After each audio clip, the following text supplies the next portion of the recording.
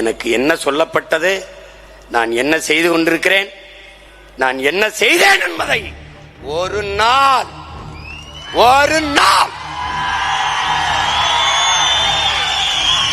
என் கனவை வென்று கையை இறுக பிடித்து தூக்குற போது நான் சொல்லுவேன், என்ன நடந்தது, என்ன நடத்த வேண்டி இருந்தது, எதை நடத்தினேன் என்பதை காட்டு.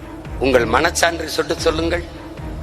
நாம் மட்டும் இல்லை என்றால் இந்த சாவை பற்றி பேச ஒரு நாவு இருந்திருக்குமா இந்த நிலத்தில் என்று நீங்கள் யோசிச்சு பாருங்கள்.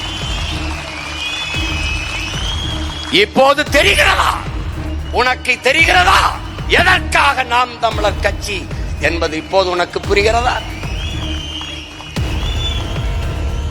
நாமும் இல்லை என்றால் நாதியற்று போகுமடா இந்த இனம், நாதியற்று போகும்.